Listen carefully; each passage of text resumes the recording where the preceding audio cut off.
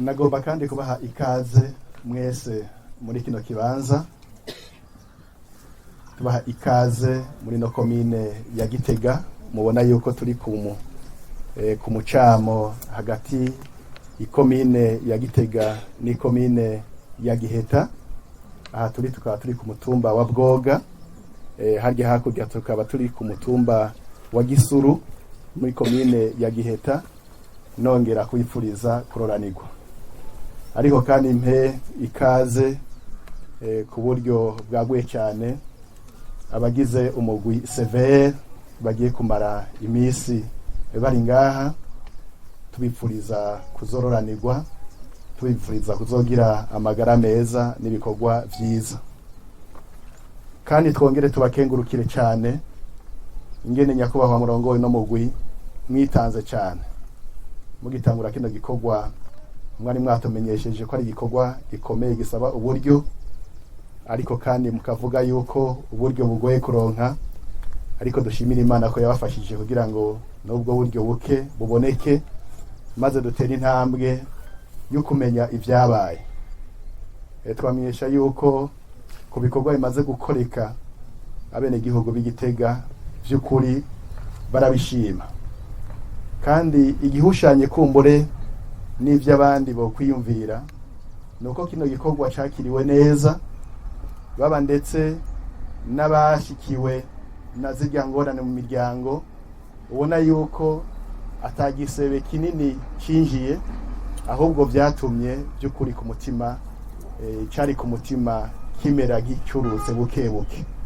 Vyumvikane ko ari igikorwa cari gikenewe, inkenegwa, ari naco gituma twese twoshigikira kandi tukabakeza nyakubahwa murongo n'umugwi wose, tukabakeza ku ntambwe mugezeko, ndetse tubandanya dusaba yuko abafisi ico bofasha bose bo bashigikira, kuko turazi yuko hari ibinogo vyinshi, ibizwi n'ibitazwi, ariko dukeneye yuko ukuri komenyekana, maze ntihabe utujambo jambo, ariko habe amajambo aturutse kukuri kugaragara, maze dutera intambwe tuva muri bibi tuja muri vyiza, kugira ngo bibi ntibizosubire kugaruka. Aha turi rero nkuko muhabona ni kibanza nyakubahwa perezida kizobagora, kuko kiratandukanye kumbure naho mwahora mukorera, kuko muri ko muraraba irya nino ni kibanza ubwa mbere kiri ahantu hishije cyane. Vyumvikana yuko n'abantu kugira ngo bamenye ivyahakorerwa kenshi usanga atari benshi, kuko banatinya no kwegera hano, kandi nta n'imihana iri hafi ku buryo umuntu yashobora kuza aratereza ijisho araba. Ariko ku makuru dufise ahantu hari ibinogo vyinshi, ku makuru dufise turizeye ko bizobagora, turazi ko bizobagora, ariko turizeye yuko ukuri kuzoza kuramenyekana buke buke, na cane cane ko muje kuhakorera. Ari naco gituma nk'abajeje intwaro tujejwe kubafasha kugira ngo namwe mworoherwe.